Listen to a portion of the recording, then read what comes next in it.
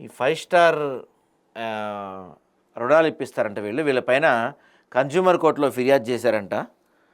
So Mancherial 5 star వారు home loan మంజూరు హామీ పేరుతో సామాన్య ప్రజల నుంచి లాగిన్ ఫీజు వసూలు చేసి అనంతరం లోన్ రిజెక్ట్ అని చేతులు దులుపుకుంటున్న 5 స్టార్ హోమ్ లోన్ కంపెనీపై బాధితులు వినియోగదారులు కోర్టును ఆశ్రయించారు, కన్జ్యూమర్ కోర్టును.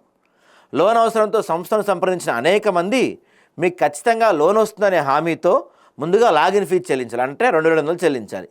కానీ కొద్ది రోజుల్లోనే లోన్ రిజెక్ట్ అయిందంటూ ఎలాంటి సరైన కారణం చెప్పకుండా బాధితులను మోసం చేసిన ఫీజులో పేర్కొన్నారు.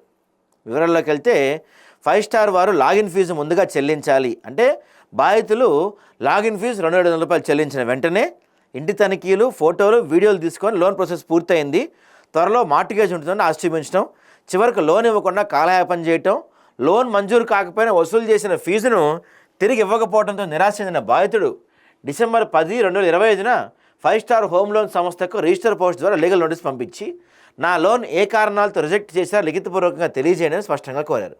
అదే నోటీసులో 7 రోజులు సమాధానం ఇవ్వకపోతే చట్టపరమైన చర్యలు తీసుకుని హెచ్చరించినప్పటికీ ఇప్పటి వరకు 5 స్టార్ సంస్థ వారు లిఖితపూర్వకంగా సమాధానం ఇవ్వకపోవటం అనేక అనుమానాలకు దారితీస్తుంది. లీగల్ నోటీస్ కూడా పట్టించుకోకుండా లోన్ రిజెక్ట్ గల కారణాలు రాతపూర్వకంగా తెలియజేయకపోవటం సంస్థ బాధ్యతారాహిత్యానికి నిరసనమని, బాధితులపై అవమానకర వైఖరి చట్టాన్ని లెక్క చేయని ధోరణి అని బాధితులు మండిపడుతున్నారు.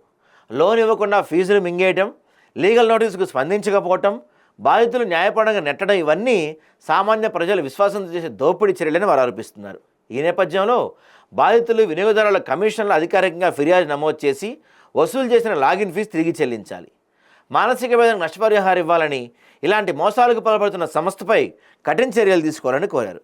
హోమ్ లోన్ అవసరం ఉన్న ప్రజలు ముందుగా ఫీజులు వసూలు చేసి ఖచ్చితంగా లోన్ వస్తుందని హామీ ఇచ్చే సంస్థల విషయంలో అప్రమత్తంగా ఉండాలని బాధితులు సూచిస్తున్నారు. సో ఇలాంటి లోన్ల విషయంలో కొంత జాగ్రత్తగా ఉండండి అని చెప్పి బాధితులు చెప్తున్నారు.